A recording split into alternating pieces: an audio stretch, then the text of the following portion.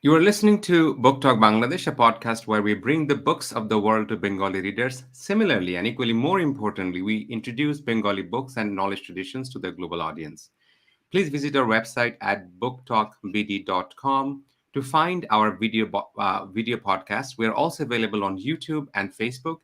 You can find our audio podcast on Spotify, SoundCloud, and Google Podcast.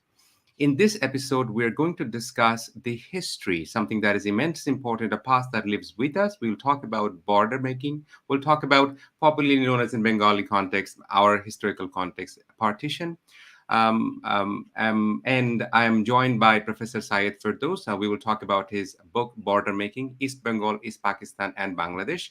I have requested Professor Sayeed Ferdous for this episode to converse in English, given the fact that a lot of the conversations that we do, obviously because of its specifics and context, we talk in Bangla, but in this episode, we will try to converse in English so that our audience who don't speak Bangla can also understand the subject matter. This is a fascinating book. I started reading, I couldn't stop. So I have a lot of questions. And at some point, I've realized, Professor Ferdous's work also part of the work, overlaps with my research. So we will discuss that also. So without further ado, Professor Firdaus, thank you very much for making some time for us. Welcome to our conversation, Book of Bangladesh. Oh, thank you, Feroz, and thank you. That's a great opportunity for me. This is like, you can talk about your research and your, something I have got passion with. So it's really great. Thanks to Book Talk Bangladesh, and thanks to you as well for hosting this session. Thank you, Professor Firdaus. The first thing, and you have written it as we understand that this book came out. I mean, this was your dissertation, your research Yes, work, yeah, and PhD that dissertation, yeah. PhD dissertation that eventually became a book. And in the beginning of the book, in the preface, and also in the you in the first chapter, also you wonderfully write the context, the story, that how you talked with your supervisor. You were interested in one episode of the history, but then after having conversation, you changed mind. And also, one thing that I've written is that we read a lot of research, but not all researchers are easy to read, but this reads so well. So could you tell us about this, the reason why you picked this interest and your own subjectivity in doing this dissertation? Okay. Okay. This I must start acknowledging, to whom I was actually. There are a few great names here, to whom I'm really grateful that they shaped me, my training, and they shaped my thinking in a certain way. This goes back to 1997. It was the second year after I started teaching at Jahangirnagar University, the department from I have graduated years ago. So I just joined there in 1995 as a lecturer. In 1997, I had to offer, the department assigned me a course, South Asian Studies. So when I took the course, I as a student, I have read this course. As a student, I took this course and I have gone through it. But always I have a kind of discomfort that South Asian studies is so archaic in its content and form. Like it's so much about the colonial epistemology and so much about the anything about India is about caste. So the previous South Asian studies was all about caste and village studies. So I was thinking, and obviously Bangladesh is at the periphery, and anything about South Asia is was undivided India. That was fine, but now even after partition and everything, knowledge is centered toward India. So yes, that was the discomfort. Like, so I was thinking, and then my mentor, Renu Ahmed, one of the finest anthropologists I have ever met in the globe, in my country. So I talked to Renuma Ahmed, and she actually offered me to read some of the post-colonial historiographers' work, the subaltern studies. So that was the beginning that I started reading Ranajit Guho and his collective, the subaltern collective. So from there, I started this. I was fascinated with this their idea of going beyond the nationalist historiography, challenging the nationalist and statist account, and bringing up subjective accounts of people and those things. So that was interesting, and I started thinking that I will do something about 1971, and I've got in my mind that South Asian studies is fine, but I have to I have to redesign the entire course outline. Mhm. Basically, I started offering subaltern studies under the title of South Asian Studies, Mhm. and then that took me that in my PhD, if I go for further studies, I will do something, or in my future research, I will take up something that is related with like beyond the nationalist history of 1971. We have heard so much about the nationalist and statist representation of 1971, but about this emergence process of Bangladesh, we haven't heard much about anything beyond the nationalist account. So my aim was to do that. So then from there, after 7 years of teaching, I went in Amsterdam. And in Amsterdam, I met William van Schendel, one of the finest historian and who had tremendous authority in the area of on Bangladesh and like borderland in this region. So I met with William, and I was thinking to take my PhD training under his supervision. So we had a frequent a proposal. The aim was developing a proposal, but before that, William was a nice person. He just generously allowed me hours after hours, afternoon after afternoon, in his office room in the Department of Asian Studies in Amsterdam. So in one of these afternoons, I came up with my family story where I was talking that my father's childhood, although we are all brought up in Bangladesh, and my father had his entire career in Bangladesh, but his early life was in Malda. He was a man from Chapainawganj, which is part of Bangladesh. But then his school and academic training and those things were in Malda and on other side of the border. So when I said that my father, and I said his university days, and he was involved with Muslim League politics, so Williams immediately asked me, then why not 47? Why not you thinking about doing research on 47? And I said, well, for two reasons. First, my father had passed away in 1985. So my immediate connection to 47 is gone, for number one. Number two, I was not sure whether I would be able to trace that generation physically. Like this will be very fragile, physically agile and fragile, and those people. So whether I will really find them to have a conversation and really conducting a research, considering them as my interlocutors. So I was thinking that. So William says, better late than never. Better late than never. And he says, you should think and you should start about that. And I just immediately start thinking overnight. I just immediately gave a second thought, and I thought, oh, let's do it then. It would be interesting. And then I started developing the proposal, my PhD proposal, which was I developed in 2003-4. But Mhm. unfortunately, we were refused. In Amsterdam, you have to apply, like the supervisor and the candidate. It's a joint application. Our application was turned down from funding. We didn't get the fund.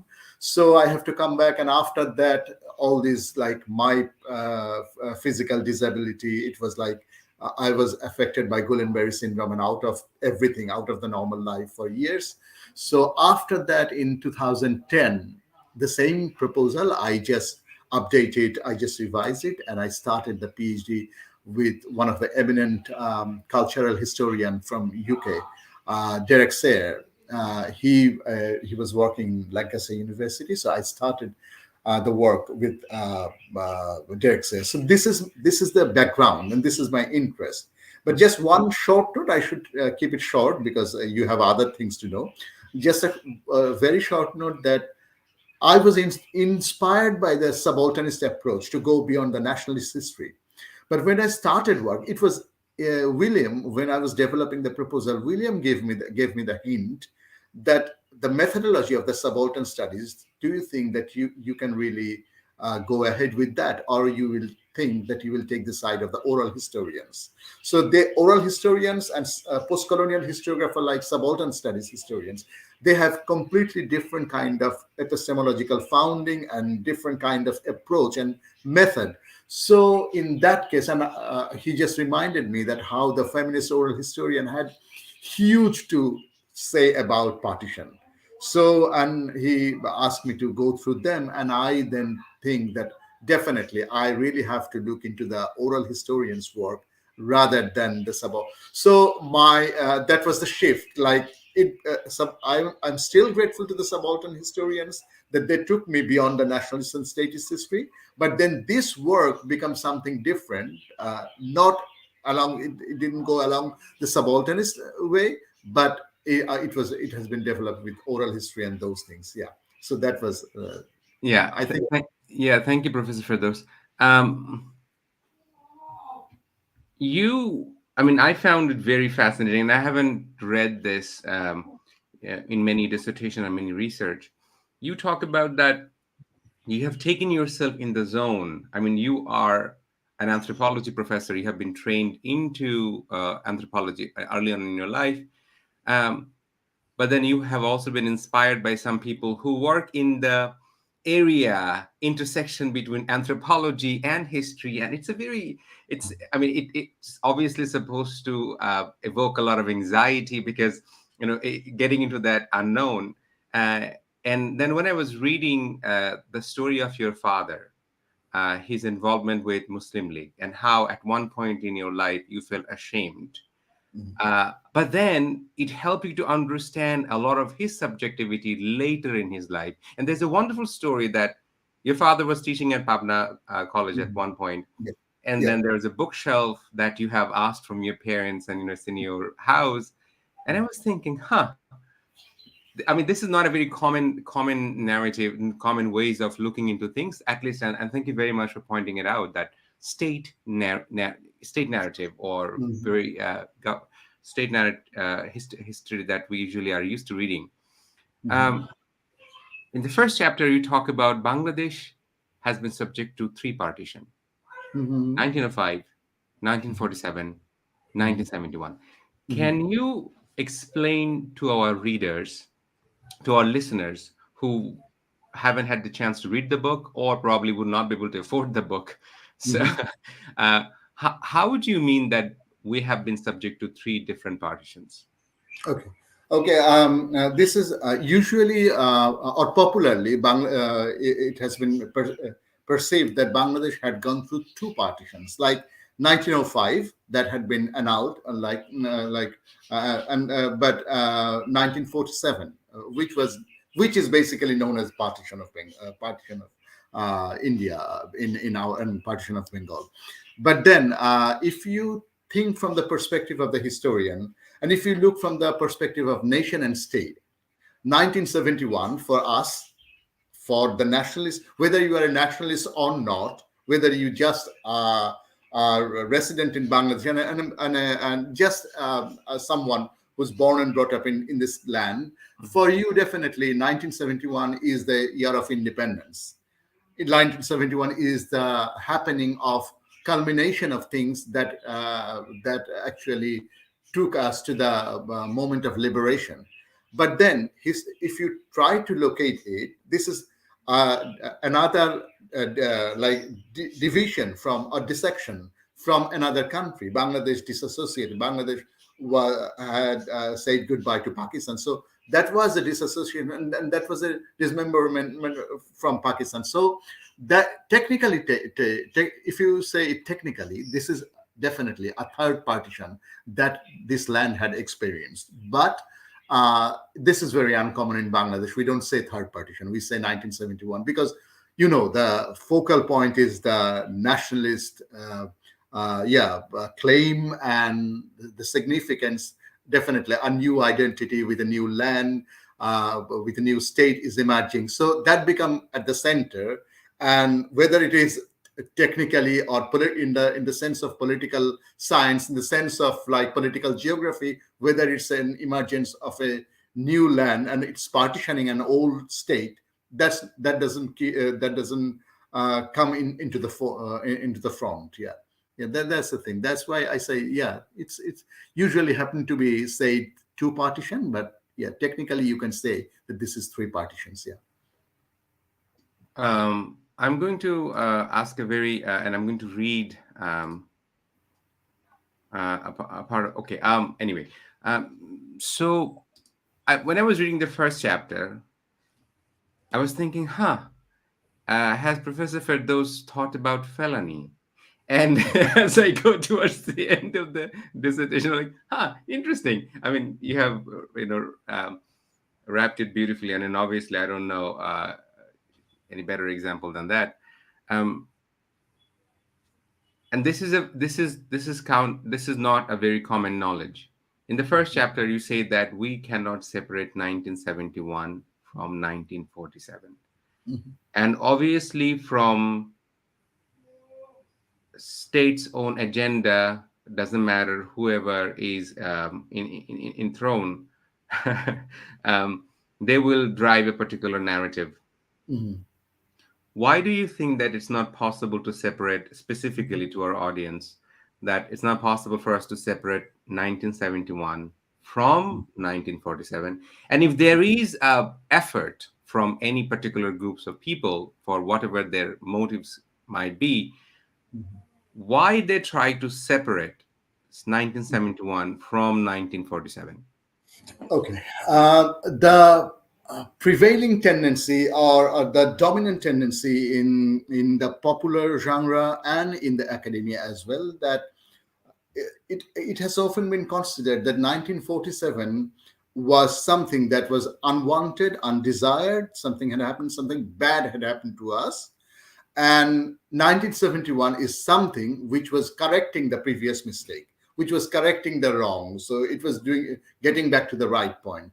So 1947 and 1971 has always been considered as antithesis to each other. 71 has always considered like correcting the wrong, or 71 has already been always been considered as the like this is an antithesis.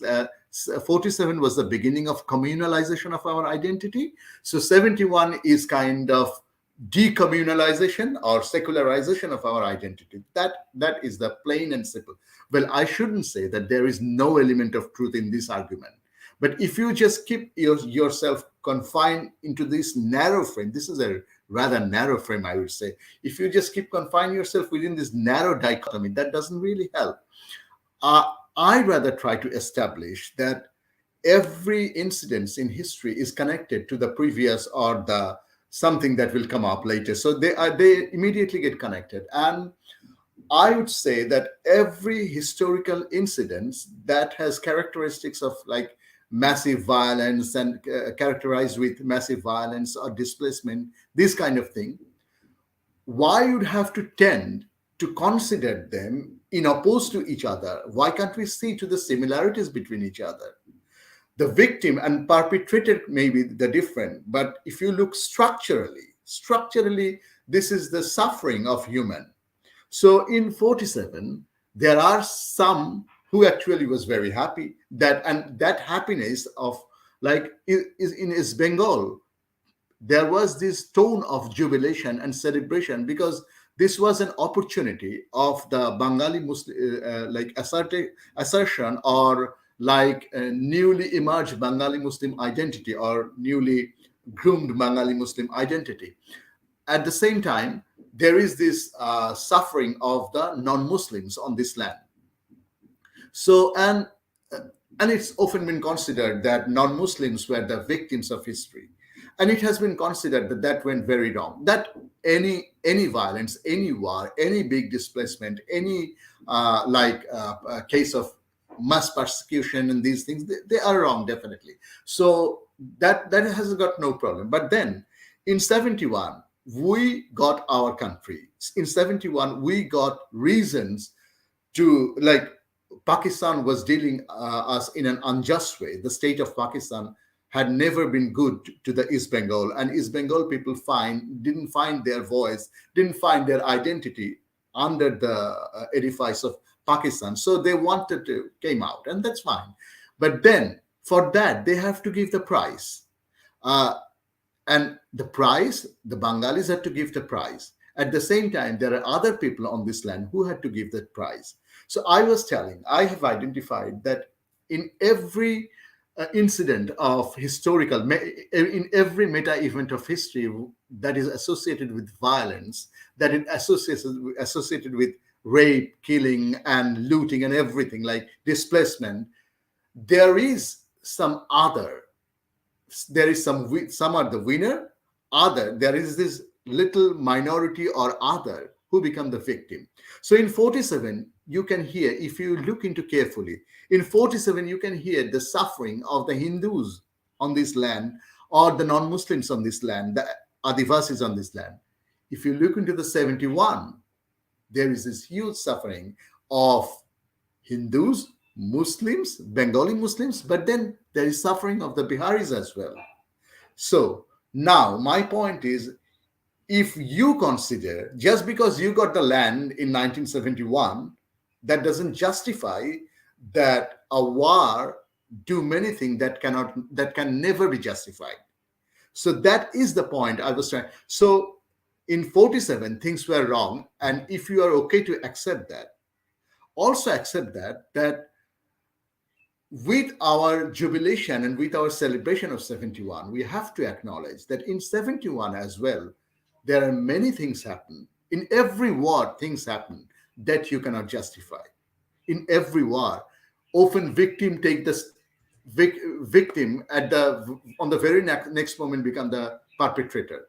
Yeah. So in every war, things had taken place like that. And when you do that, people in their later life, the person who was involved in that, if you ask them in later life, they will not be able to justify that. So my point is, every big historical events has similarities. So if you look at the suffering of a certain section in 47, look into the suffering of the other section in 71, and then you will see how the events are structurally kind of have got similarities. And don't consider that this is an antithesis to each other.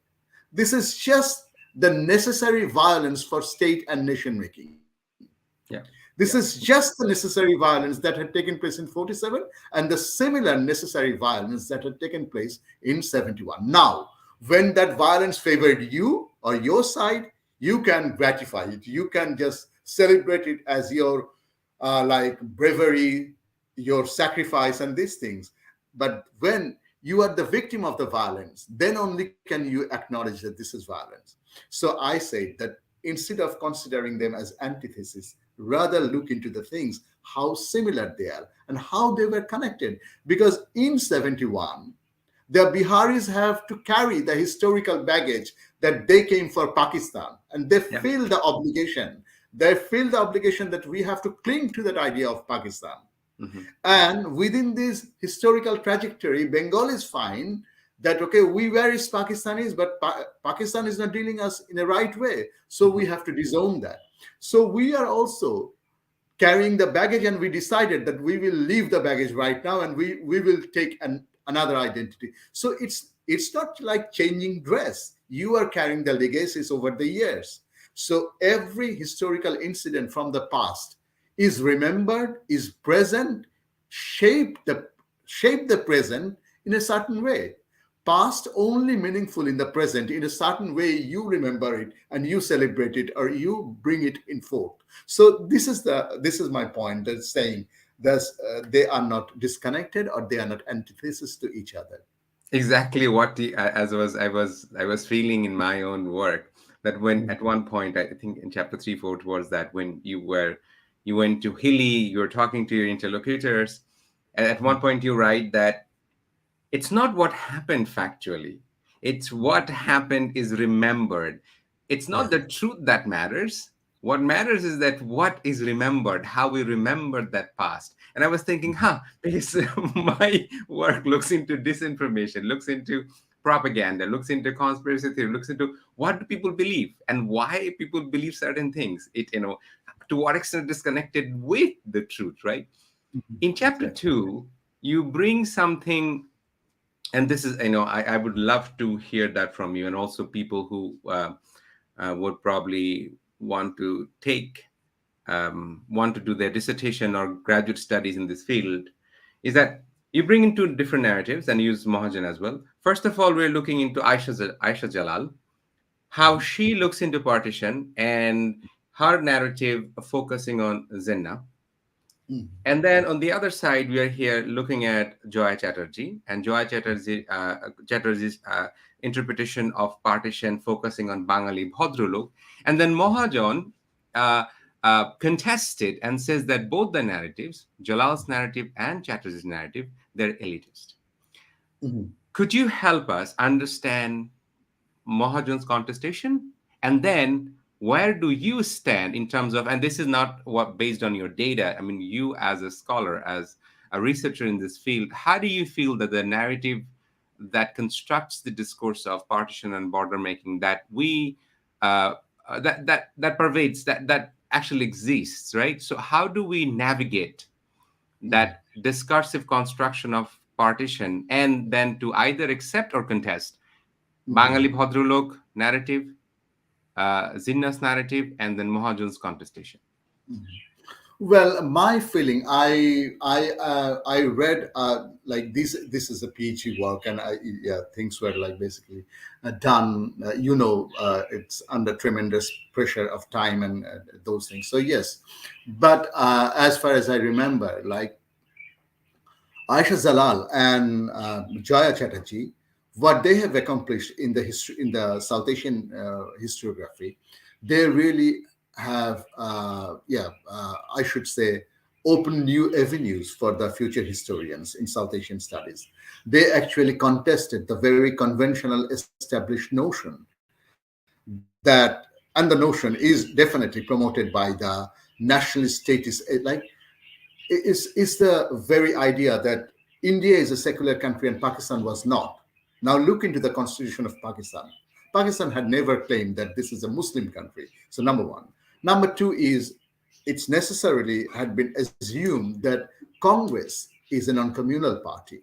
Congress has always had a non-communal house, has a big house with that liberal house that can accommodate Fazlul Haq, that could accommodate Jinnah.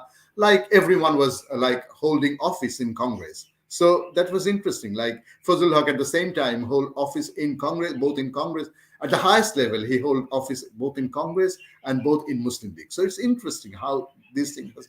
So it had been assumed that Congress was that far liberal that it can accommodate the Muslim leadership as well.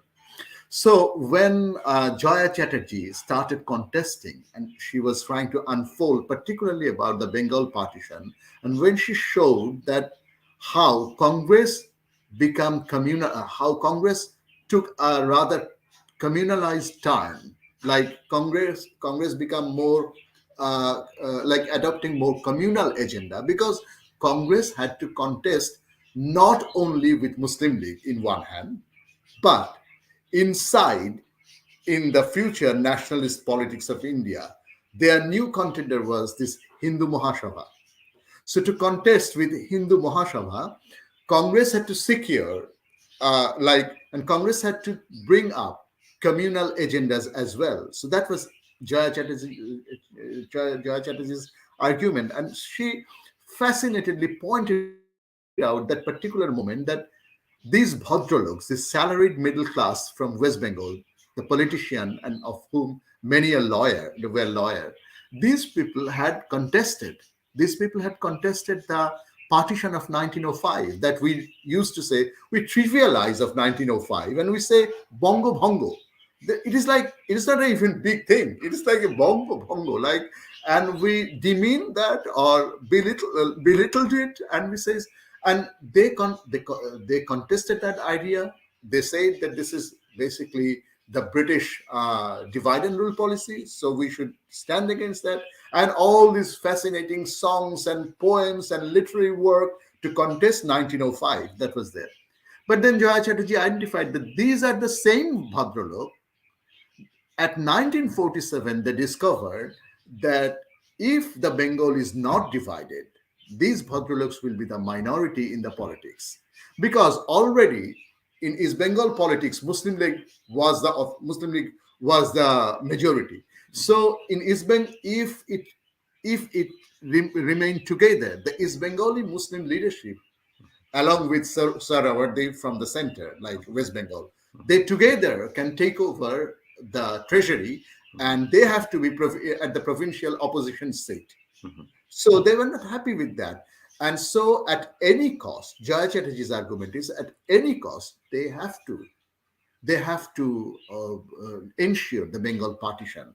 And like Chittaranjan Das, then Subhash and Sharad, all their efforts, like, and these Fazul Haq, Sarawardi, all these efforts had gone in vain, and it was partition. So now this is was a very big challenge to the established history. This is a very big challenge to the existing nationalist statist narrative.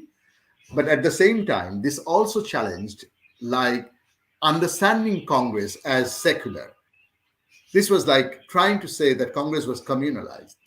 Then Mahajan can see like she was not happy with this particular idea that Chatterjee has. For her, she understood that Chatterjee, in a very unjust way, put the blame on Congress. Not only Mahajan, but also the left-leaning historians from West Bengal. Many of them has find Jaya Chatterjee is putting too much weight on communalization, and by that he is putting more value to communalization than nationalism. And by that, Jaya Chatterjee is playing along the communal line of the British rulers. So that was their allegation about Chatterjee. But I think what Jaya Chatterjee has argued, none of them has particularly engaged with that argument about the communalization process of Congress. Neither Mahajan nor any of the West Bengal historians have have tapped on that particular argument. No, the way you saying that Congress become communalized is not correct. Like so in that case, you may not be happy with the idea. Either you are a staunch nationalist, with being a left-leaning historian, you can be a very nationalist or very statist person, and you can't accept that, or you have softness toward Congress. At the time of BJP regime and these things, you may find that Congress still was the like home of hope. So you can think that you should reside into that.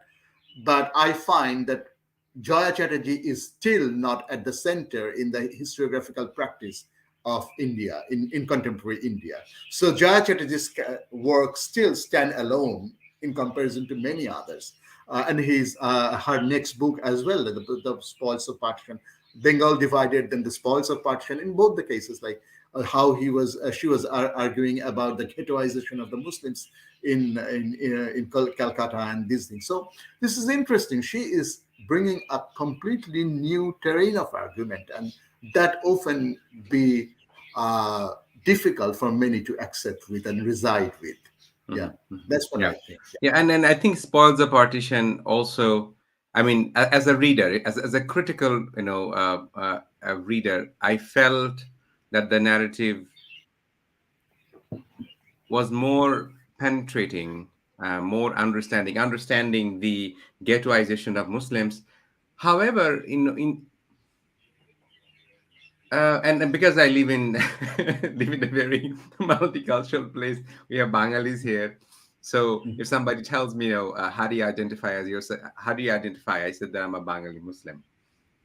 And unfortunately, to this day, I mean, if you think about, and I'm giving this anecdote to understand that how the historical construction continues to live in us very much to this present Yeah, day, yeah. is that Bengali Bhadralok's perception about their own constructed superiority is both tragic and comic at the same time. Because what happens, even to this day, let's say if I go somewhere, say, I'm from Bangladesh.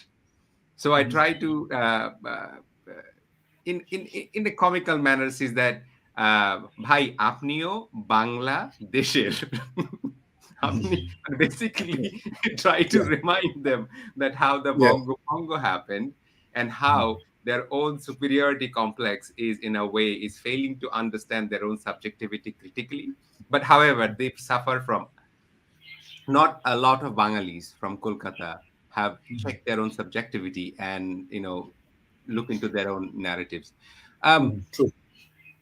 One thing that comes from your book, and also I think a lot of researchers' narrative that I'm hearing, is that how Kolkata becomes the center in many of the research, many of the publications, many of the academic work. Partition studies. You mean partition studies? Yeah, exactly. You Yeah, were, you were yeah, right.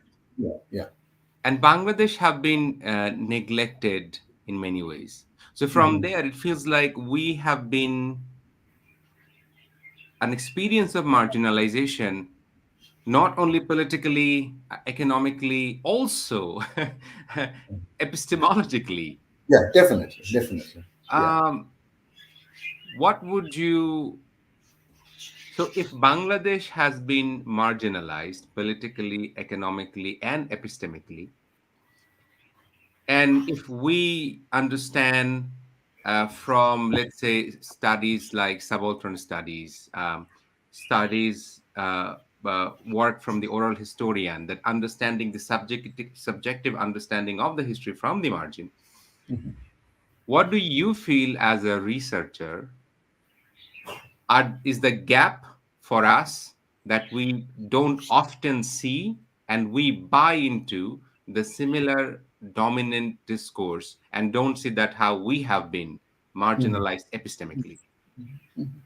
Okay, this idea I can see. I have noticed that when you shared this, like about this event for the first time, you wrote, you mentioned somebody and wrote about this term epistemic violence. Mhm. I haven't used that in my text, but I can Mhm. immediately connect with that. So yeah, you are probably very correct when you're saying that. It's interesting, like this kind of thing always takes place, like when Srinivas, the famous sociologist from India, he went in Oxford and he was trained with the British social anthropologists, and he became the one of the first social researcher in the realm of village studies in India, in South Asian studies.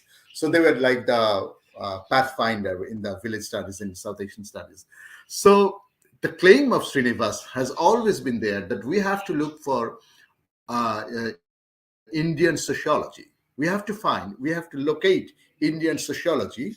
We have to, like, he basically means homegrown Indian sociology that should have its own concept, that should have to have its own theory and its own field.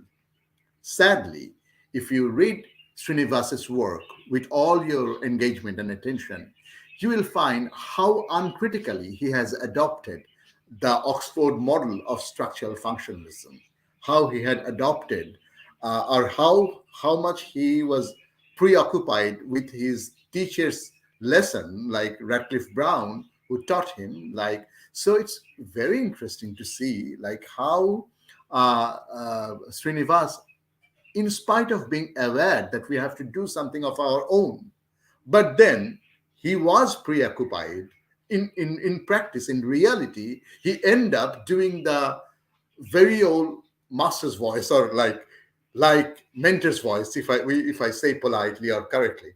So that's the thing that always happens, like the dominant knowledge often works in a, like, as I said in the first chapter about my preoccupation with the secularist frame, and how I was uncomfortable with the fact that my father, why he was not a very, like, very, he was practicing Muslim, but not in a very strict sense, and how or why he was being, and he was very liberal. He was the administrator of college, and I can remember my childhood days when the Saraswati Puja takes place in the college premises. As the principal of the college, he used to go in the puja panels in every evening, spend time with the students in the student hostel, and as the young boy holding his yeah, finger, I was accompanying him. He has no, like, kind of bar or segregate, this notion of segregation, or no religious burden. So being a liberal kind of Muslim, why he was like Muslim League for me was a communal party. So I was obsessed with this secularist frame in my mind, and I have to unlearn it when I started the research. I immediately can see that Professor Abdul Razak, who actually gave up his job from Delhi University and came to Dhaka University to serve this land and serve this institution, and he find finest of the scholars as a new bunch of teachers of Dhaka University. But Professor Abdul Razak was a very he was a philosopher, he was a thinker, and I can see that he was leaning toward Muslim League. Why? Or they were, why they were, so it's a, and I said it's a, so often I was influenced by the dominant thinking of our time. They probably were influenced with the dominant thinking of their time.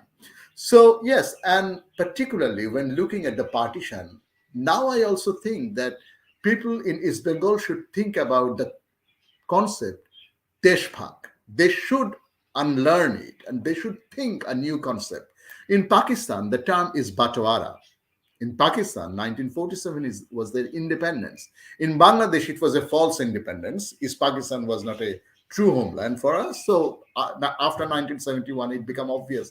No, we deny that fact that 47 was any good for us. So that's fine. But the thing is, like, we have been obsessed with the Indocentric approach. That term I have taken from Ananya Jahanara Kabir.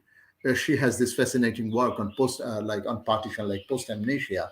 So she said about this Indocentric. She used the term Indocentric. So I say this particular idea to looking into this meta event of partition from a very from a perspective that goes hand in hand with the Indian nationalist approach and keeping India at the center at least. So William Van Schendel many years ago has identified that the partition studies have often looked into only to the, like when it says about East Bengal is only referred in the voices of the migrants who couldn't stay in East Bengal. East Bengal become a horrific place for them. East Bengal become the other name of loss. East Bengal become the other name of violence, persecution, rape for them. And with bloods and tears, they had to quit from their own homeland and took refuge to West Bengal. So when William has identified that, and I say that when you look into East Bengal through that particular narrative, which is true, their experience, you have to acknowledge. You have to acknowledge the historical responsibility for those suffering of these people. We have to acknowledge it. But at the same time, looking into the partition only through their lens would be like something single story. Meta event like partition definitely has multiple stories, and that was my, so why we are interested to hear only one single story, why we are reproducing only the chhede jawa of the non-Muslims, Mhm. why we are looking into the exodus and focusing upon the exodus. This is very important. You must have to acknowledge, you must have to say that. But looking into this event only through this exodus will be wrong. So that is the thing. Like when our researchers are adopting, they are thinking, well, we are at least doing the responsibility to the historical other. We are like, as Bengali Muslim, we are feeling our responsibility and our guilt, and we are acknowledging that. So that's a good thinking. But you also have to think that when you are writing history, when you are writing fiction, you really have to think other sides. There are many others. Like, well, there are many Hindus who had been able to live, but more than many, that like many more of them couldn't live. Either they were not able financially, they didn't want to live, they had political reason not to live. So I have made these cases in my argument. So, but the every discussion, whenever you talk about partition, this is this sad tune of like leaving an exodus. That's portrayal of leaving an exodus. But then there is this enjoyment, there is this celebration of new identity. People are coming in this swampy land, in this broken land, and like as Jinnah says, that Futa Pakistan and Tuta Pakistan, and we will make this Tuta Pakistan as a golden Pakistan. That was the rhetoric, the political rhetoric. But many people had relied upon that, and they came to this land with sheer hope that this will be their new space to create their identity. And to they were so. What if you don't look at that? What happened to them? What happened to these people? Like, and I also twisted like 47 to 71. So the Hindus, you saying that the Hindus had suffered in 47, fine. Then at 71, these Hindus are supposed to be very happy, and they definitely, I am sure that every non-Muslims on this land was relieved that this is no more a Muslim homeland. But then what happened? After 71, did Bangladesh go in a certain way where these non-Muslims become non-Muslim could be able to feel fearlessly that this is their land as well? Things had gone very wrong. Like Meghna Guha Thakur has written, like that Bangladesh took the same path along Pakistan, like similar path like Pakistan up toward the religious minorities. So see, you thinking that 47 was like a curse for the non-Muslims, and 71 was a blessings. But look into what happened after that. It couldn't really bring a good result to the non-Muslim. So the dominant approach was like that, to seeing partition only through as a unwanted breakup, only like treating it as a wrong surgery, treating it as a something unwanted. But at the same time, there was this short-lived hope and desire. There were these stories that prolonged suffering of, like after 71, this prolonged suffering of the non-Muslims on this land, and the continued suffering of the non-Bengalis on this land. So I was keen to identify and make parallel these experiences of suffering of these people. The nation state pushed toward them. So I was keen to make a comparison between that, or bringing them, at least bringing them parallel to each other. Yeah. Thank you, Professor Ferdous. I mean, reading third chapter, I was very tempted. I don't know. I mean, I thought probably somebody should be able to read this chapter and probably write a screenplay about particularly how things are remembered, what happens. So in chapter 3, you include one of your research participant, Aftabuddin Chaudhuri, a fascinating story. Mhm. Um, and there you push the reader to face the dichotomy of accuracy and inaccuracy. Definitely. What happened, how things are remembered. One of your research participants believe a story and probably enjoy or feel comfortable believing a story that when Aftabuddin signed particular document, his hand became paralyzed. And then you pushed on saying, "Are you sure?" And then he was not sure, but then he said laughingly, "That's what it goes by, right?" Could you tell us the story, particularly giving Aftabuddin Chaudhry's story, that why signing a particular document was contentious? What was the document? Okay. Why, Okay. after partition, the same place, the Pak Hilly and the India Hilly, our readers, our audience who haven't read the book, and I found that story very fascinating. Okay, thank you, thank you. First, it began with this fact that people started when I was roaming around the alleys of the Hilly Bazaar, and I was talking to people sitting in their stalls, and I was talking to some of my And that's, I'm sorry, research. that was your research location, right? I mean, Yeah, you shared some information. Hilly is the northwestern border town of Bangladesh, and Hilly during partition there is this which borderland will be included in which side. So there was this sheer confusion. So once the government says that the border will be a notional border, they said that the states that were the lands that were part of previous East Bengal, previous province of East Bengal, they will be now part of East Bengal. But then they shifted from that statement, and then at the very next moment they said, okay, there will be a poll, there will be this poll, and people will decide that whether they want to be part of Pakistan or they want to be part of India. So the Hilly people voted, and with huge enthusiasm. They voted, and the result was obvious because all were Muslim there, but major or not all. Sorry, it's like all like more than 80% people is Muslim there. So they were hoping that this will be part of Pakistan because they said that. But then, when partition had been declared, the border had been declared on 17th of August. This is always this fascinating bit of meta history that amazed me. Two interesting things of meta history amazed me, that states had been declared on 14th and 15th August. Pakistan declared its independence on 14th. They celebrated their independence on 14th August.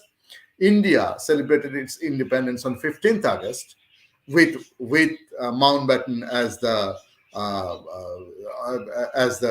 office holder there, and but border, two countries are declared, but the border was not declared. So borderland people was at the middle, like amidst the dark, and the border was declared only on 17th August because the authority knew, because the rulers knew that there will be a huge confusion, there will be a huge repercussion, dissatisfaction, and like uncertainty and unrest. So they try to hold it as far as they can. So the independent countries are declared, but their border had been declared 2 days after. So when this border was declared, hilly people was shocked to experience that they become dissected. They find that the rural part of hilly only become the part of Pak hilly, Pakistan side hilly, and the urban part, like the town part of the hilly, become part of Indian hilly. And they couldn't simply accept it because their lives, livelihood, their shop, their agrarian land, everything is like their schools, their bazaar, everything is like gone out of their hand. It's on the other side of the border now. So they were not happy. And then there was this the first time I have heard about this thing, that they started saying that this border was even not the original border. This had been relocated because the original border was more few miles now located into the interior of India. So they said that this borderline that you can see right now, we have more land, like India took away some more land from us because they relocated the border. I said, how could they do that? They said, how come we say that, but the politicians, big politicians did that? And some of the Muslim leaders from the locality helped that. And there came this name of Akhtaruddin Chaudhary because it was obvious. He was the most prominent from this very small borderland. He was the most prominent And politician. rich. Yeah, rich. And yeah, so he had this access to the central leadership. So and I said, how come they do that?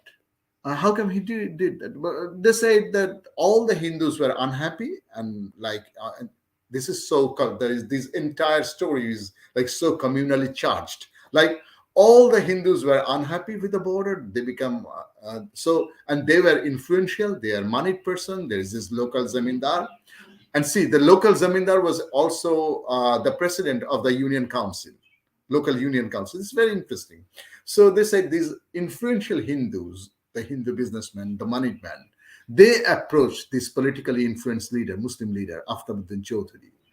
And he was like, he listened to them and he helped them to relocate the border. And I was like, how much influence actually Akhtaruddin Chaudhary would be able to carry from this borderland?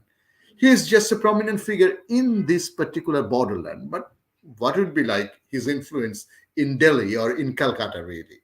So I was like skeptical, but then they keep saying that, well, we don't know whether he got any, like, with a smile that can go either way again. Like, well, who knows? There can be some benefits. We have heard that he got something in return, or like we don't know what, but yeah. So now this story come up. So how did it, like, then he said, like, they said that he signed the document. Which document? The relocation document of the border. Mhm. So that document that actually deprived the Hilli Muslims from more land. And that document was that consent, that it is not the border, it shouldn't be the border, but the real border should be there. This relocation was signed by this Muslim politician. And then comes up this thing that his hand become crippled. The moment he signed it, his hand become crippled. Now, if you go to the like educated to some educated person, educated middle class Bhadralok in Hilly, if you say that do you know any such stories? They said, well, okay, people say that, but we don't know. People say that, and some said no. He was a gentleman. He was a very nice person, and like he was respectable, very respectable person. And these things are not supposed to take place. It's just people say that. So my point is, factually, I don't believe that after signing, like I don't believe these divine interventions really, that you sign the document and your hand gets paralyzed. I don't buy that. But at the same time, my for me the important thing was that you already mentioned that why people is carrying along this version of the story. This can be unreal. And Aftabuddin Chaudhary wrote a whole book, like a book of he wrote a memoir. He wrote about partition and how unfortunate was partition, and how injustice had been committed to East Bengal and Hilly. But he never said anything about the border relocation in his text, and he is not alive, obviously. So my question is that even there is no way to prove that, even people, half of the people would say, the educated people would definitely emphasize, no, we cannot say that because these just people say. My question is why people is carrying along these make-believe stories, and what is the significance? As a historian, as a researcher in history, as a researcher in society and culture, how we would understand this kind of fictions that are more powerful than truth? So this is my point. This was And my this point. is exactly where, I was saying that, how your work has, one part of it connects to my work, is that you Yeah. will see, and this is interesting. I think as an anthropologist, you'd be interested, probably, to also share it with your students, is that the Oxfam report that came out this year on 17th January, it showed that every 4 seconds, one person is dying because of inequality. Mhm. People who are the richest 10 people in the world, 10 white men, tech titans, their wealth has doubled in 10 years. How is it connected to your work? Any moment of inequality, distress, people who study that why people believe in these kinds of outrageous things, or fictitious things, rumors, it serves a psychological purpose. So when your participant said that, well, I don't know, but people believe it, but believing that story rumor gives that person a kind of divine Yeah. justice that Yeah, this is kind of consolation. This is the solace. exactly, This exactly. is, this is the solace. This is how they find their existence. They just need something to live with. Hmm. They have lost everything, they Hmm. think. So Hmm. this story can give this space for them to serve. Like, so this is like I'm not sure that whether you are familiar with these things. Like in many garments workers movement, Hmm. you will this movement started with this rumor Hmm.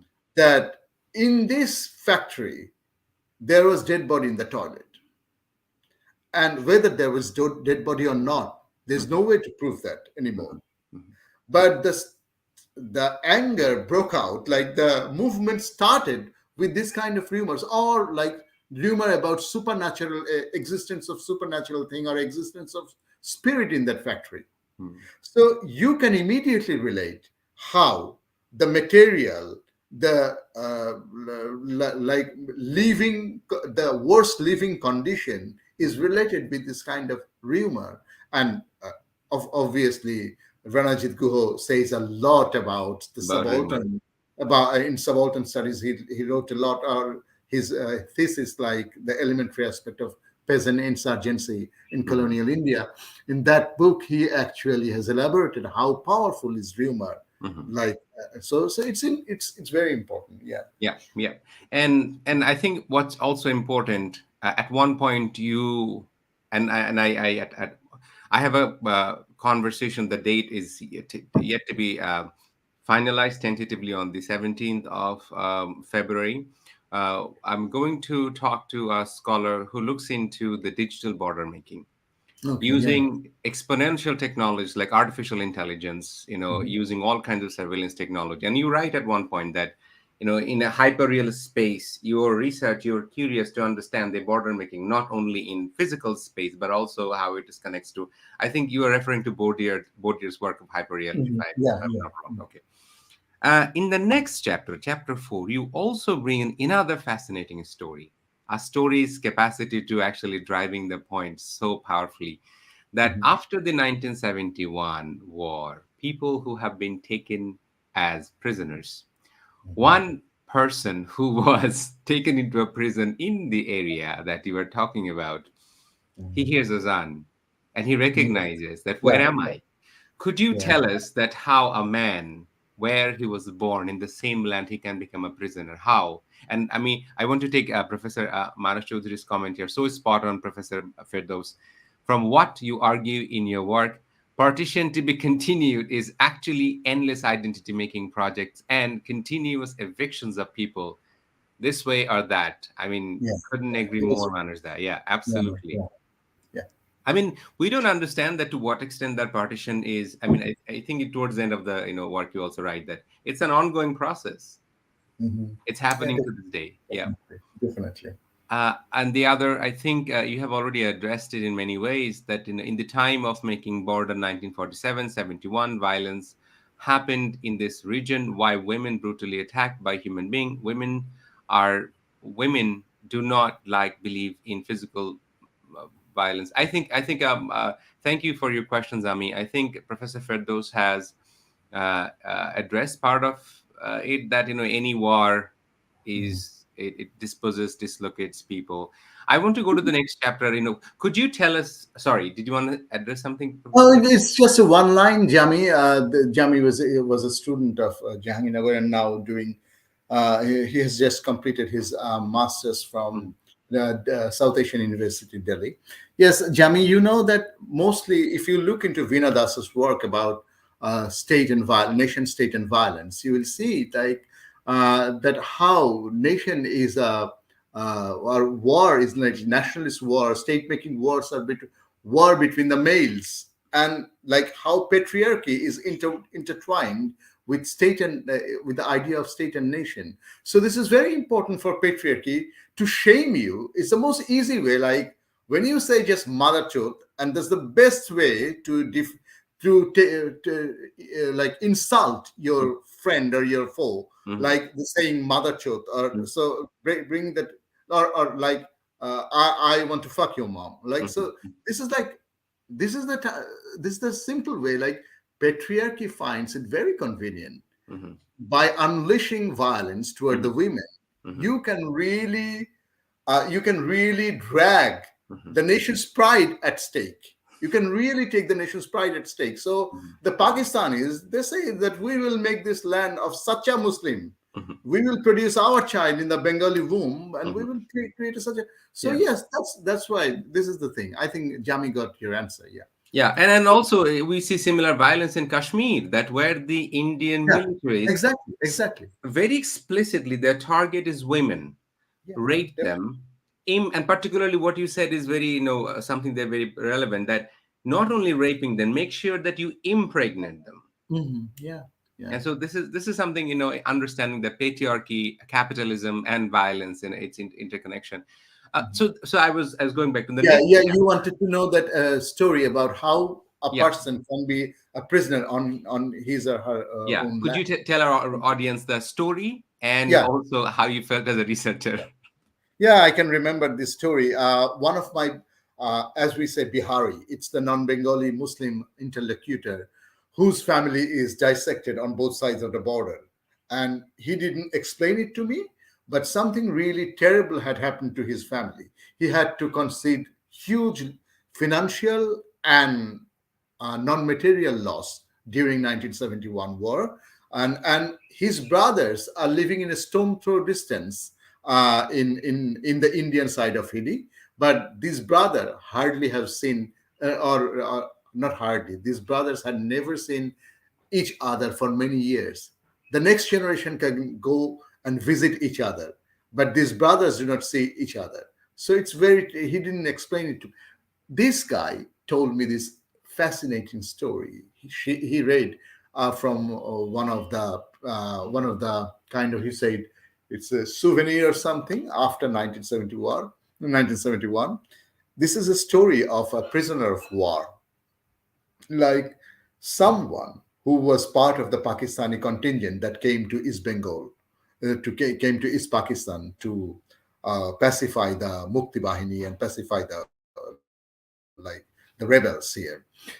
So, but at the turn of the table, he got arrested. Pakistan had to surrender, and he got arrested. And they were taking to India. So they had taken to India. They had been taken to India, and he was imprisoned in one of the prisons in India. And in that prison, he had got the feeling that why this the ambience around, why the sound, why the sound of azan, why the sound from the street, he find why it's so familiar. So he was wondering, and then he just asked the guard at the standing on the cell. He asked the guard that which town is this, and the guard responded that this is Lucknow. And he was like become so emotional because Lucknow is the place where he had born years ago. That was the place, and he had been driven from India to Pakistan because of partition.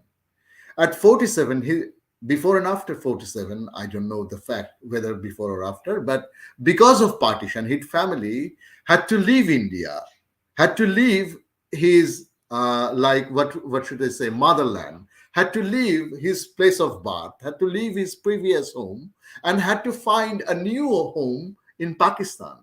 And to protect that new home, he had to come to the other part of Pakistan, that now becoming another home for another set of people and not their home anymore. So this guy and this new Pakistani, who was basically a man from India, from Lucknow, he ended up to become a prisoner in his own land, in Mhm. his own hometown. Mhm. So this is such a powerful story. Like, see the shift of identity of this person. He was Indian, born Indian. Mhm. He went in Pakistan as a Pakistani. As a Pakistani soldier, he came to East Pakistan to fight. And here he became the prisoner of war. And then India as the ally of its Pakistanis. India as allies of this newly emerging country is taking India, his homeland, become his custodian now. They are taking, like, he become arrested to the hand of Indian authority. That was his state once. That was his country once. So Mhm. this is, yeah, that how table turns at history, and that's how self and other become like juxtaposed very often, like sex and self and other become like flipped over in the course of time, or in the course of development of history. Yeah. Mhm. Yeah, I was thinking, and at one point you write that Bengali Biharis have become the victims of history. That is such a powerful observation. And Lenin Bhai has shared a report with us that, trigger happy, uh, Yeah, trigger happy. Oh, trigger happy, yeah, yeah. yeah, trigger happy. Um, yeah, Yeah, and brother. it's such a coincidence that I was going to ask the question from next chapter, Mhm. Professor Ferdous's book on Felani Khatun, and I will read just three lines from page 143. It says that Felani finally managed to return to her home in Bangladesh to her parents only after befitting ritual of the flag meeting between the two of the state's officials, which had taken 30 long hours. And a very graphic picture. Mhm. Um, I use that picture when I teach critical thinking to our students of World School of Bangladesh, ninth grader, 10th graders. It's a very difficult picture to look at. But I take the position of Arundhati Roy, to take the courage to look at and never to look away. Yeah, we have to look at. We Yeah, have to face it. You yeah, know what had happened. We have to face it, and we have to look yeah. into. It. Yeah, definitely. So, for our audience who don't speak Bangla, don't understand the historical context, Mhm. Professor Firdous, could you tell us that how Felani became the victim of border making, and how Felani was brutally murdered, and how it was justified? The person who shot Felani, I mean, I'm Mhm. laughing in pain, not ridiculing it. Is that Mhm. person was saying, "Oh, he's he's innocent." Could you No, tell our no. audience the story of Felani, please? Yeah, definitely. This is a very powerful case that I have drawn up, but this is not something I empirically have had experience or I empirically visited the place. No, this is I depend on the secondary sources from media, from the print media yeah, and the internet things. Yeah. And please remind me if I forget to say about that. I have a note about the share about these photographs, Yeah, like yeah. Mhm, photographs of felony. I really want to make a point here. mhm, mhm. So, but before that, just let the reader know or let the audience know about the story of Felani. So, Felani was this like millions of borderlanders. Felani was among them who were like the poor marginal borderlanders who survived across the border. For these peoples, uh, and often as Schendel or many others have used the term economic migrants, like they have to cross the border every now and then. Like as I said, the tokais of Hili, the scrap collectors at Hili, who actually collect the scraps and sell to someone and sell to the those who actually recycle these things. So they have to survive by making their living across the border every day. Scrap collectors from Bangladeshi part of Hili cross the border with, of course, without passport and visa, without any legal document. They have to cross the border. They have these local arrangements. They have to cross the border, take a bus from the Indian side of the Hili, and go to the nearest town, Balurghat, nearest big town now, Balurghat, and then they collect the scrap from Balurghat. And with this huge big sack at their back, they return. They ride on a bus and they return to Indian side of Hili and cross the border and come. This is the everyday routine for them, and many of them just at one fine day can be held by the border guards and just can be imprisoned for months. It had happened. I have met people, I have talked with people that had happened in their lives. Like there's no trace of them. Relatives and family can hear nothing about them. So what actually had happened there. So Falani was those among those millions of poor borderlanders who had a trans-border life like felony. And when and she's a victim that I come up later, she become a victim of border killing. And when she was killed, like both us, India said she's a Bangladeshi girl, and Bangladesh immediately denied that felony was there. But then we came to know at the when the story unfolded, when the journalist unfolded the stories, we came to know that felony has a family and relatives here on this side of the border, but his father had a small shop, a small grocery type shop on the other side of border as well, not not just in a stone throw distance, in a miles away, in a distant place inside India. So many of the poor, many of the marginals try to maneuver through the border, try to make living across the border, and you can't just put blame up on the people because they clearly said, like the borderlanders said, look, this is not the border we wanted. We had no choice to. This is not our choice that our lives had been divided. This is not our choice that. So this had been ascribed or put down on us, and we just have to accept that. Then there is these millions of people like this like the Hili scrap collectors, the Tokais in Hili, or like felonies who had to cross the border every now and then to make a decent living, to survive, to bring the minimum hand to mouth survival, to materialize that. So Felani was, some says 13, some says 12. When was Felani's father find that this poor girl had a good match among the relatives. They have got a good match. So, and the match was in this side, like in Bangladesh side, and Felani was at that time in the Indian side. So the father went to that side and tried to bring Felani, because for this matrimonial arrangement, he wanted to bring Farani, and they have settled everything with the border guards. Like there was this broker whom they to put the money, that there was this negotiation, and there was this arrangement that they will cross the border, and on they had to travel a long way to come to the border, from the place where Falani's father had a small shop. From there, they have to come along a long way. The whole day was on the journey. And then when they arrived there, the felony was this little girl was tired and like very sleepy, and she just fall asleep, and the father as well. In 4 a.m. in the morning, the broker came and awake them, and then they moved toward the border, and they find that the broker and an assistant of the broker is carrying a ladder. So they put the big ladder on the border fence, and Farani was supposed to climb on the border. So the border guard was sitting there, and and he was looking, and in front of his bare eyes, everything was happening. And Farani climbed onto the ladder. His father was also his father first was on the ladder, and Farani was there. So his father had managed to cross the border, like to get on that side. But Felony was, when she was on the ladder, on a like high step of the ladder, she immediately got shot by the border guard without any warning or anything, or like without any conversation.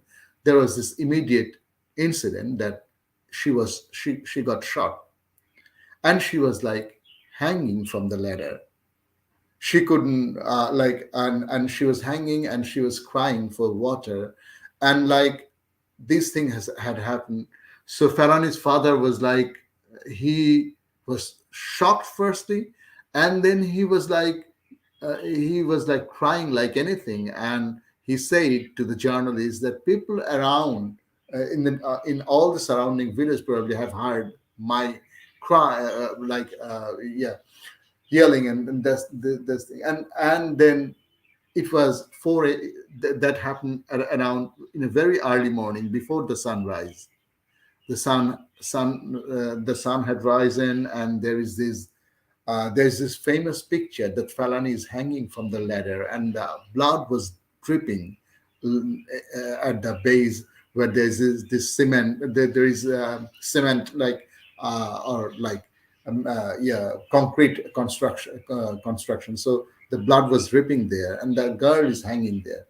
And it took really 30 hours to make all these state rituals, to arrange a flag meeting and these things. By then, villages from both the side gathered, and the guards were there. The guards were still guarding the body now.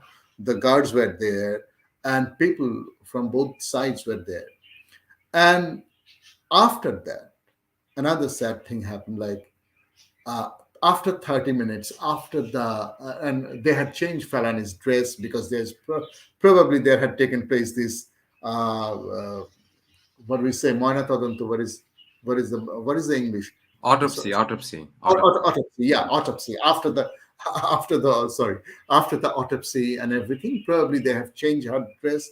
So with a new set of dress, not new, like with another set of dress, which was not Falani's dress, Falani came to Bangladesh hanging like a cow. You can see after Kurbani, like people carry cow with a Slaughtered bamboo. animal.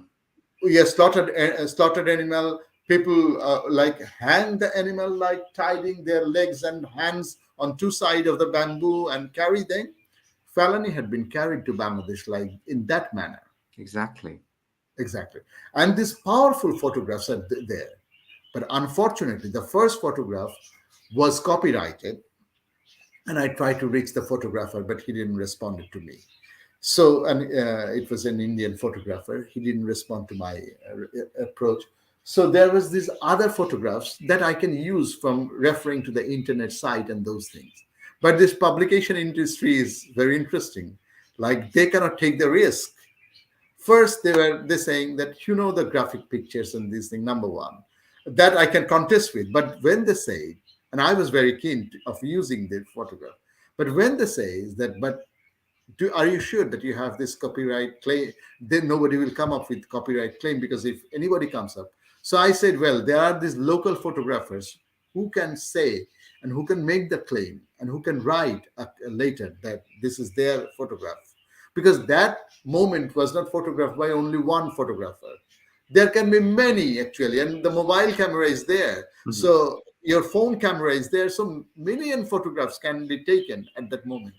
But then the publishers was not very convinced that I should go for that photograph, because they were thinking that they might be get entangled with this copyright lawsuits and everything. So they discouraged me to use that photograph. But that the chapter, if as you have read it, the chapter has begun with the description of the photographs.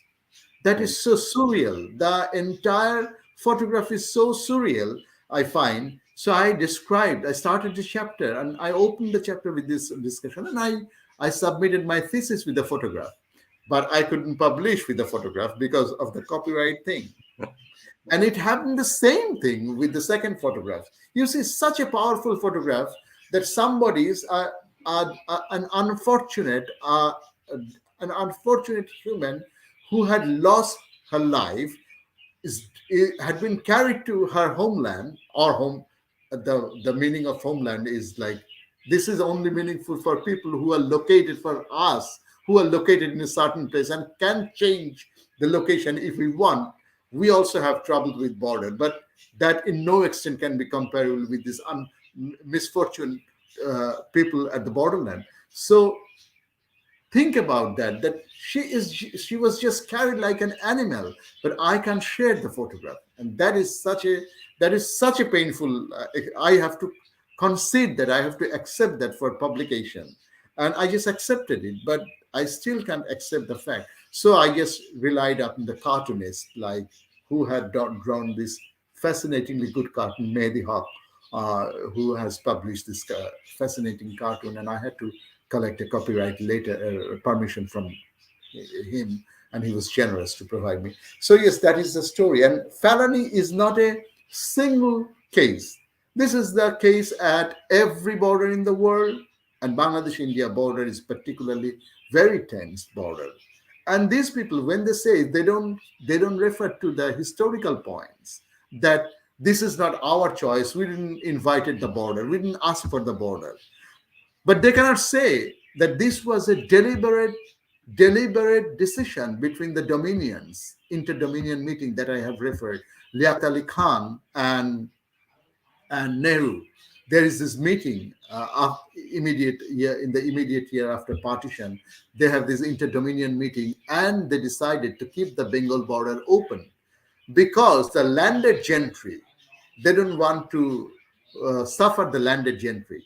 They had to flee from their lands. So they with a scant hope that when things will be normalized, these people can come back and make a good arrangement, a proper arrangement for their land. Either they sell it or they make yeah. So this is very interesting. Like, the statesman signed a document, had kept the border open, and it looks so naive for me that you can't foresee that bitter, after this bitter battle of state making, after becoming the arch rivals of each other, you just become two nation states, and you thinking that keeping this border will make any good. And after keeping this border, these poor abandoned East Bengalis, who had no other way but to make living by cross-border journey. Now they become infiltrated in the statist discourse of India. So this is very unfortunate. So this is, yeah, Yeah. that was my point about felony. Yeah. Yeah, and you also write. You also mention, that the surreality of it. The whole surreality of it is that I mean, but when you were saying that a gruesome violence can take place, but this is what I, in my shallow knowledge, I want to call it the coloniality of knowledge production. Who can be documented irrespective of someone's copyright? That Mhm. happened. I mean, the thing is, obviously, we probably don't always think about it. Is that if that picture is not documented, how will somebody in future, let's say 30 years from down the road, will know what exactly happened? We will, Yeah, and, and and yeah. and and the thing is, I cannot refer it from the first hand source, Mhm. but I can refer it from the internet versions, like from the print medias. Yeah. So I can still use that. I can still use like Prathamalo, Mhm. like where felony had been carried to Bangladesh in that like horrific manner, and I can also use that particular, like there is these protest groups and activists who Mhm. had used that picture of felony. Mhm. So okay, if I can refer to them and use the picture. So but I couldn't, and that's really a shame for me that I couldn't do that. Yeah. But here also, I don't know. I might be burnt at the stake for saying this. I wonder if felony was of some kind of social significance. Let's say Mm. if felony was not from the margin, from the Yeah. center, Yeah. probably a lot could have been organized. But obviously, felony is Mm. one of those disposables, right? You know.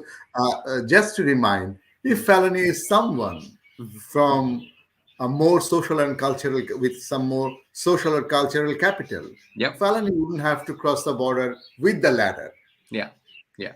Yeah. Correct. They Correct. they will, if felony has got a little power to Mhm. get the document sitting at their house, Mhm. like the big industrialists from Bangladesh Yeah. who become accused for doing some huge crime in the country, Mhm. and we have heard Mhm. that they have got visa and Mhm. they have arranged a visa on their passport, and they can just flee away from the country. Yeah. So see, people Yeah. with, for them, law can bend to them, law can Mhm. surrender to them Yeah. to Exactly. ensure that they are going away Mhm. lawfully. So Yeah. you can do that. Yeah. So it's Exactly. Yeah, that's something, and probably that's where people who are, and you write in your dissertation, and in the sixth chapter that you explicitly mentioned that your research, your scholarship, you try to focus on those blind spots that are neglected, that are regularly forgotten, and probably that's many. Howard Zinn has written about it, Chomsky has written about it, is that Mm. those things who have been forgotten, swept under the rug, the responsibility of the intellectuals is to expose it, Yeah. is to show it, but that comes at a cost. um, in the last chapter you bring about something. I don't think, if somebody does not think it through, what Professor Manos Chaudhary has already commented. And before that, let me just take Lenin Bhai's comment, and also probably a question probably there. The Indian, okay. Felani's father, Nurul Islam, with the help of human rights organization Manabodhikar Suraksha Moncho, filed a writ petition with the Supreme Court of India. Indian Supreme Court bench, headed by Chief Justice, show caused several bodies concerned, including the Home Ministry, in this regard. Felani's father, Nurul Islam, said, "I went from door to door seeking justice in the last 9 years, but I am yet to get justice. The date Mhm. of the trial proceedings have been deferred several times. How would I get justice? The last date of hearing was March 18, 2020, but the hearing did not take place due to COVID. Obviously, understandable." Not only, I would say, I would add with Lenin Bhai that yes, that is absolutely right. But I wonder, if there wasn't COVID, probably there would be another reason, another cause Yeah. why. Yeah, it's just there would be the legal, like what should I say, that Mhm. lingering Yeah. legal way. They will find a legal way, like every state can, the state is very cunning. We are Yeah. talking about India, but it is not about India as well. Yeah. Like Yeah. states are like cunning, and they can find all sorts of like all sorts of excuses and ways to escape their responsibilities. So yes, my chapter actually explicitly discussed about the silence from the Indian intelligentsia.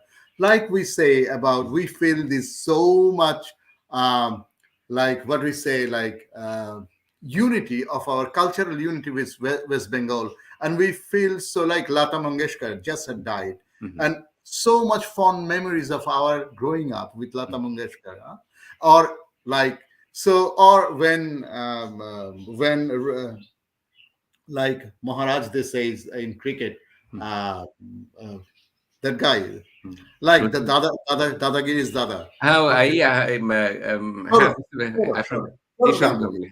Ganguly. Sure, Ganguly. Hmm. So we celebrate them. We wrote like one of the handful of favorite novels I have read in my childhood is from the West Bengal like literary persona. They have created these things.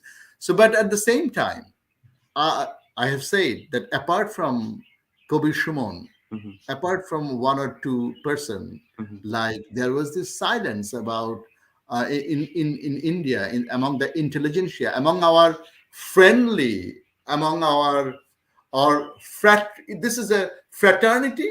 We used to say, we used to claim the fraternity, Hmm. but from that side we haven't heard any outcry about ensuring justice of felony. That's how powerful the state is.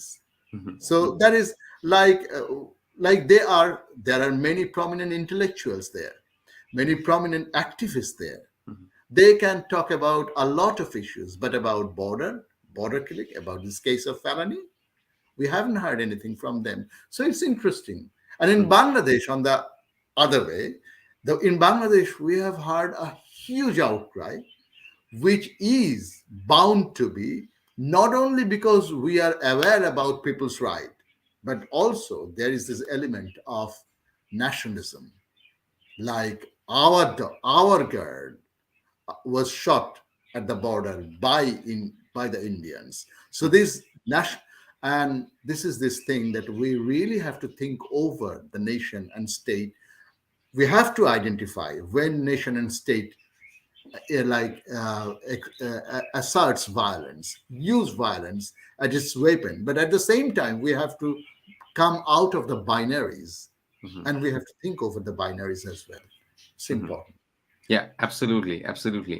Um, um, um, Lenin ভাই আরেকটা comment করেছেন, one more comment. The Indian government should publicly order the border security force and the other security forces to abide by the United Nations basic principles on the use of force and firearms by law enforcement officials. This requires officials to apply as far as possible. Sorry, আবার চলে গেল কমেন্টটা। Yeah, I mean, obviously, I agree with Lenin Bhai that, Hmm. um, uh, they Yeah. should, they should, but do we do that? Manush da একটা question করেছেন, because if not on Bahama beaches, do non-marginal people live in the borders or keep Yeah. on living? Yeah. Yeah. That's what we discussed, Manush. Yeah. True. Yeah, absolutely. Um, এখানে one other thing, Lenin Bhai বলছেন যে, but BSF shoots their people too. Yeah. Yeah, exactly, Lenin. That's what I said. That's what I said, that we really have to go beyond the binaries. Like Mhm, mhm, uh, when there is this border, an armed personnel at the border, they do things, horrific things, not only to their on people on the other side, but they do things to themselves. So, like marginal borderlanders in India as well had to suffer mhm, from their border guards. Like, so yeah, it's like, and this can be similar with this can be a similar scenario in every border by every nation state and every border guard. But it's important that there is this human right activists actually bringing up this gruesome scenario. Otherwise, we hardly can be able to hear. We hardly can know, be able to know about that. Yeah. yeah. In the last chapter of your book that you point out that border making is a continuous process. Mhm. And then you also try to understand that your own disillusionment Mhm. to a certain narrative, you wanting to understand that, okay, this is Malda, this is Mhm. where my father spent time, a part of his time. What do you mean by, like, how could you help our audience, um, what do you mean by that border? আচ্ছা, একটা comment নিয়ে নি, বন্যা বা একটা comment করেছেন, sorry. Felony is such an issue that you shouldn't feel bad about not being able to use picture. The event suppressed the picture and copyright issue. Mm. Okay, now I understand what Bonna says. It's right, Bonna, but at the same time, when I was actually opening the chapter with the narration of the photograph, Mhm. I really want to make this. And when I described the photograph, the second photograph as well, I described the photographs, but I couldn't show them just because of these, like, what should I say, like laws. Like, this is not that, this is use of law that doesn't help to ensure, like, necessarily people's right. On the other hand, like, if using the photographs could make my argument more uh, connecting to my readers, that would be fair, that would be better, yeah. Lenin Bharata মানে has made another very, observation, important observation. Border making is Mm. a continuous process. Absolutely, is it happening in Rohingya case at Yeah, Cox's Bazar? definitely, definitely, definitely, Yeah. definitely. So, Professor Ferdous, could you tell us that, what do you mean by border making is a continuous process, and what are some of the blind spots you have tried to work on this book? Okay. Border making is a continuous process. When I say that, yes, because, and usually there are scholars on border making, scholars on border or borderland. They say is that the people living on the borderland, the borderlanders, or many of you used to say, like, they actually maneuver the border. They actually make the border appear and disappear.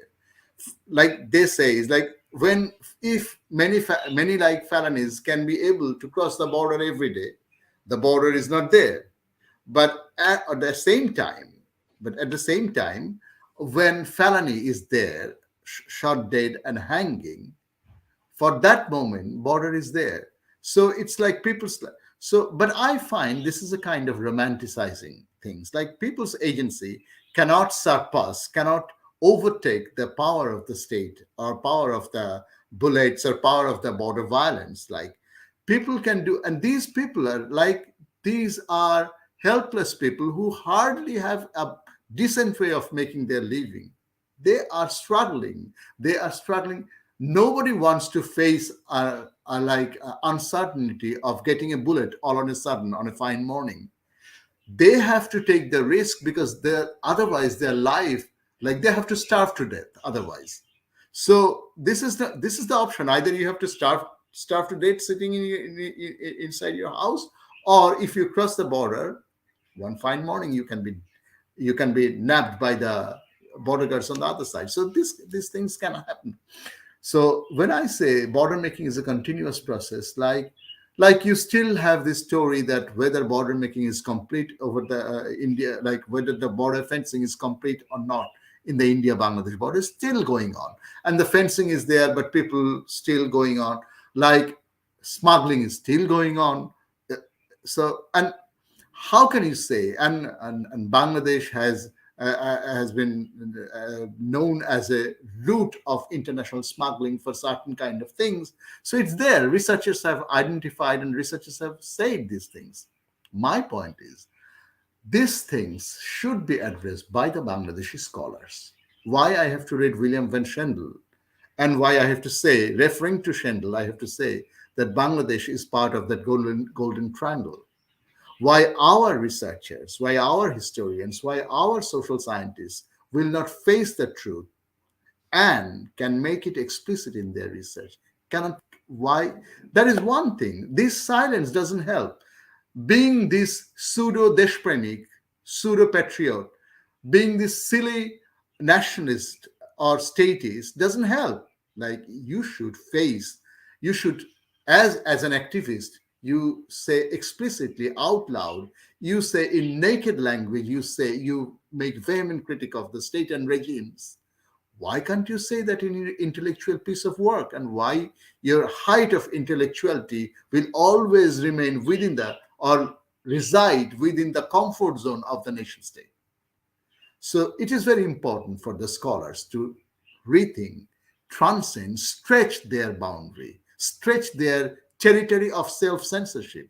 With, they should consider that. So my point was, my this research has actually contested some major blind spots of history. Firstly, as I say, West Bengal East Bengal had never been heard from the voices of East Bengal. East Bengal had always been portrayed by the people who had to leave East Bengal. But then think about that. Though think about those unfortunates who didn't have option to leave and become minority immediately at 47. How they continued to live all these years under Pakistan. How the non-Bengali, how the non-Muslim Bengalis survived in this Muslim land, newly formed Muslim land, and particularly after the Ayub regime, they say things become so bad. How much we have heard about partition from them? We haven't heard anything. There was no scholarly work. There are recent works of Dina Siddiqui, fascinating works of Dina Siddiqui and these things.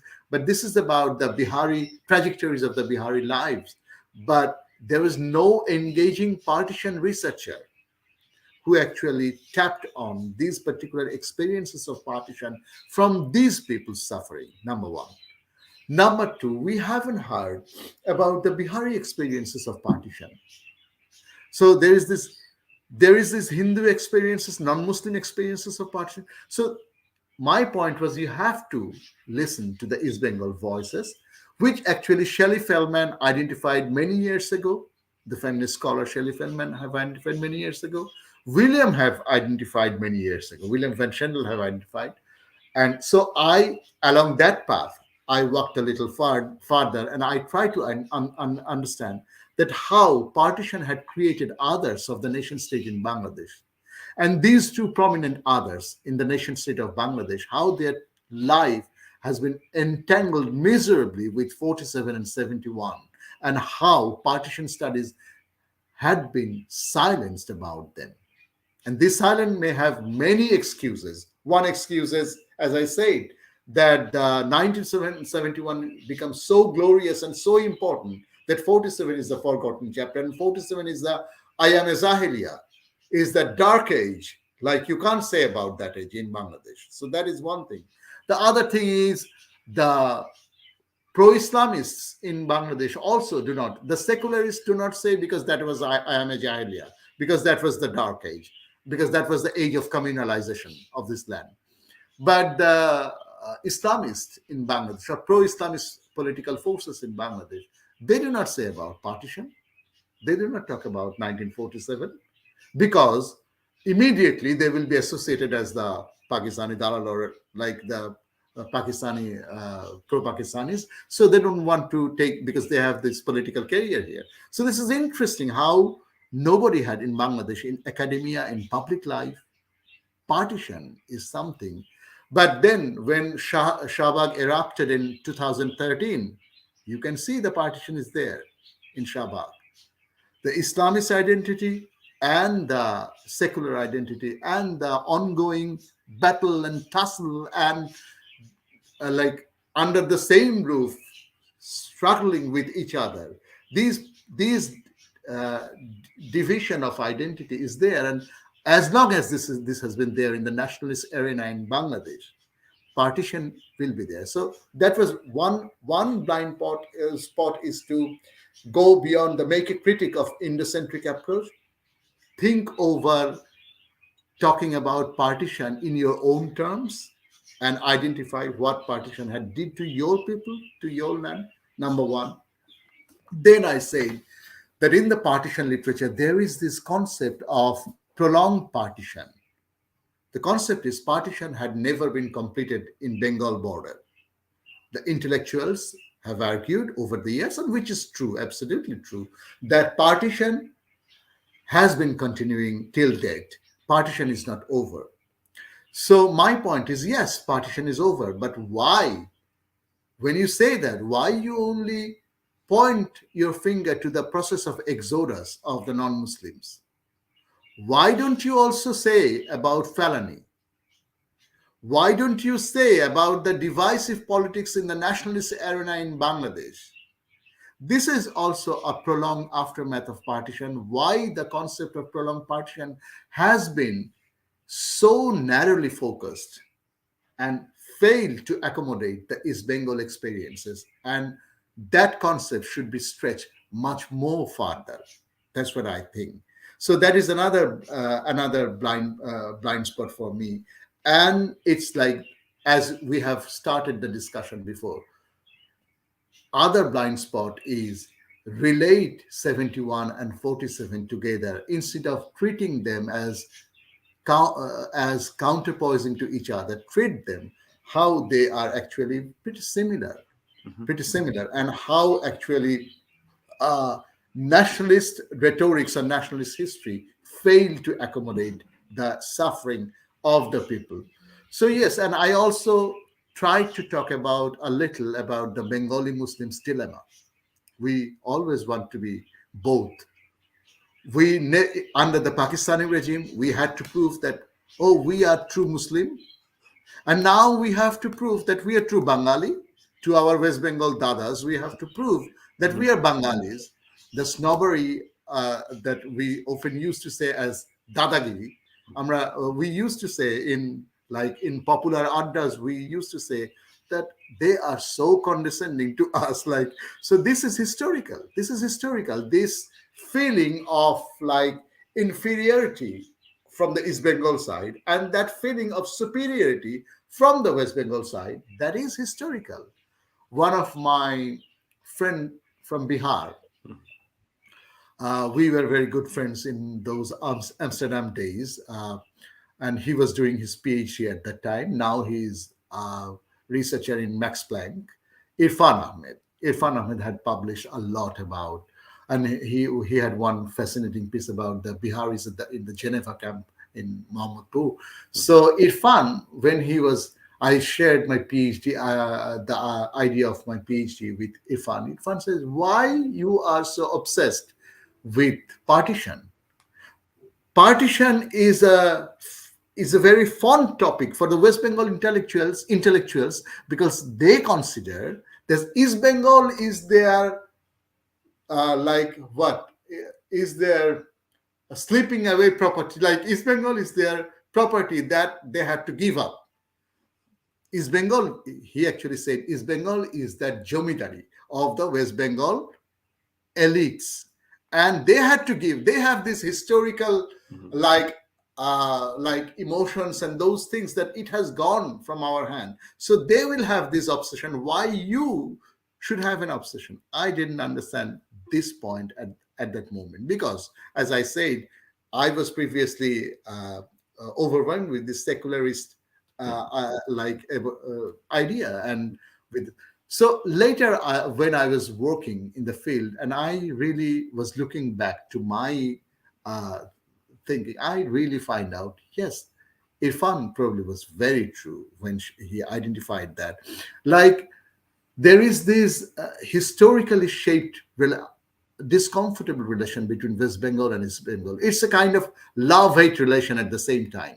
We love each other, but there is this condescending approach, there is inferiority, superiority things, and these all are related with 1947.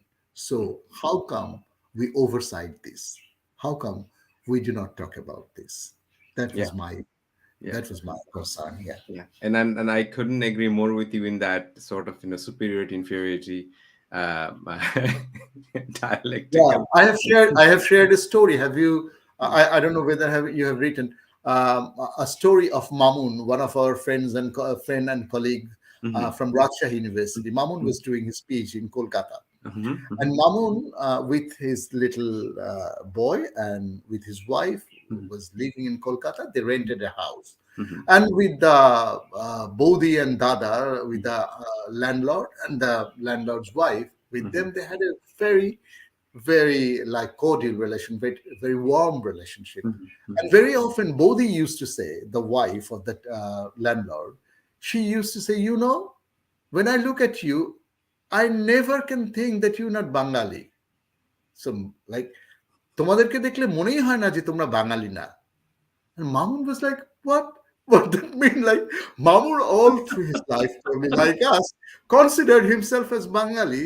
And Bodhi is saying that তোমাদেরকে দেখলে মনেই হয় না, like, I can't believe that you're not Bengali. So in Calcutta, the dichotomy was Bengali and Muslim. So these are mutually for many in Calcutta, even among the intellectuals, like, not in Calcutta, like this prominent subaltern historian um, Gan Pandey, Mhm. Ganendra Pandey. Mhm. Gan Mhm. Pandey said about the terminologies of partition. He Mhm. was right in Mhm. one of in his seminal work, Remembering Partition. Mhm. Gan Pandey said that in Musalmani Bangla, they say it like in like Musalmani Bangla, in Bangladesh, in Musalmani Bangla, they Mhm. used to say it partition and bochor. Mhm. How people recall 47 Mhm. in Musalmani Bangla. And I said, what? What is Musalmani Bangla? Like in Bangladesh, when there is one television channel that is the government sponsored television channel, that is BTV. Mhm. BTV has this Rampura Gram, Mhm. they create some Jaga Khechuri language, Mhm. they create some caricatured language of village, like Mhm. a dialect of village. And Mhm. that I used to say that this is a village located only in Rampura, and this village really in reality exists in nowhere in Bangladesh. Mhm. This all happened when you see the serials in Z Bangla, the Mhm. portrayal of East Bengal language dialect Mhm. is like East Bengal do not have one dialect, Mhm. and the particular portrayal is so stereotyping, so Mhm. like so this is. And when you say Musalmani Bangla, being a post-colonial historiographer, being a subalternist, you attributing a name to something. Mhm. So this is very interesting, like how these ideas, how this notion that Bengali and Musalman is mutually exclusive. Mhm. It's very interesting. Like so, that was another thing that I think that we also really should think about the terminology we use, and the narratives we are often feel comfortable about partition. We should rethink and we should relook at them and re-engage with them. There is a Bengali restaurant, Indian restaurant here, an actually Bengali restaurant. বাইরে লিখে আছে যে so I sometimes, I know, when you feel homesick, I go there, eat, Bengali খাবার and etc. So obviously I meet Bengalis there. If you look at the data, even statistically speaking, if you look at Bangladeshi Bengalis and Bengali from Kolkata, professionally, whether in academia, whether in different professional fields, they are better positioned as opposed to us, Mhm. hands down, just hands down. Mhm. Um, and this is not my claim. Look into the data and see what it is, right? Mhm. Unfortunately, what happened, and obviously it's well documented that Bangali Bhadralok means Kolkatar Bangali Bhadro. They have become the world class. Ferdous bhai, they have become the world class, academic elites. You have, I can give you many, many, many examples. Definitely. Yeah. We, So and yeah, that's really admirable. That's yeah, really great that they have accomplished that. Yeah. I just hope that just as we take pride in the fact that Spivak is a Bengali scholar and Mhm. is so well respected, um, or Shurmila Bose, I just want us to understand that how within us there is this conflict. সেখান থেকে, like yesterday at my university, there was a conference, day-long conference, where in Canada the universities do one thing really good. At least in last 2 decades, they have become very serious. They call it knowledge translation. Mhm. Okay. Whenever research is published, book is published, the university, the department, the amount of resources the universities and the government invest, even you are applying for a government fund, there is a column, is that what is your knowledge translation contribution for your knowledge, for the Mhm. dissertation that you're producing, right? So unfortunately, and this is what, thank you, Bonnapa. Bonnapa has given a wonderful compliment for you. Said Ferdous কে দেখতে খুব ভালো লাগছে, কথা শুনতে খুব ভালো লাগছে. That's because Bonna is my friend. Yeah. Yeah. Yeah. Um, so unfortunately, and this is what, Book Talk Bangladesh, one of the things that we are trying to do is that, and you will be fascinated, you will be really proud of so many diaspora community here in Canada who are who are promoting their own literature, own culture, own scholarship. But sadly, Monaha, I am wrong. Sadly, I don't see similar enthusiasm, concentrated effort when it comes to Bengali literature, Bangla scholarship, Mhm. our Mhm. bodies of knowledge. Which is Mhm. why, when you're doing a lot of research, what happens that, which happened in the beginning, you were saying, right? Even I have seen, I have experienced firsthand that when you're trying to write something, a lot of the times, if the professors are not really committed, Mhm. you don't have to know. I know my body of scholarship. I know Bangla language. I know I come from that knowledge tradition. But they Mhm. can use a very safe strategy saying, well, I'm not familiar with that body of Yeah, knowledge. yeah, Therefore, yeah. when you're citing, and by the way, you have written the book in English. But does Mhm. that mean that our knowledge does not exist in Bangla? Exactly, exactly. And we have Many, a wealth of knowledge, yeah, riches. yeah, definitely. But unfortunately, when it comes to epistemic violence in a power relation, there, global knowledge production, the coloniality of knowledge production. So there, we are trying to create a disruption. We are trying to create a Yeah. small No, no, effort. no. That's really applaudable, and that's very timely intervention. That's very important, Hmm. because definitely the language matters. Hmm. Publishing house matters. Hmm. Yeah, I have been so much into teaching in my all through my teaching career. I was so much into teaching that I hardly bothered about publishing. Hmm. And I know at some point I really discovered that I have got world class teacher like Renu Mohammed, as I said. I Hmm. have got Bohanuddin Khan Jahangir. Hmm. They are like what they could teach anywhere in the globe. Unfortunately, their publications and for the tradition is like Shendel Shendel is a very amicable person in all our addas in his office room in Amsterdam. He used to say, "Look, people in Bangladesh have all these fascinating ideas, and they have this huge tradition of adda, but they hardly think about writing." So when somebody from India, a young friend from India, who was pushing me for publishing my work, and I am really grateful to her. Then somebody else from our common friend from Bangladesh said, Said is not that kind of teacher that who's keen about publishing career. He is just a teacher in the classroom, and he's fascinating teacher. The way he's like in a friendly gesture, he was saying that.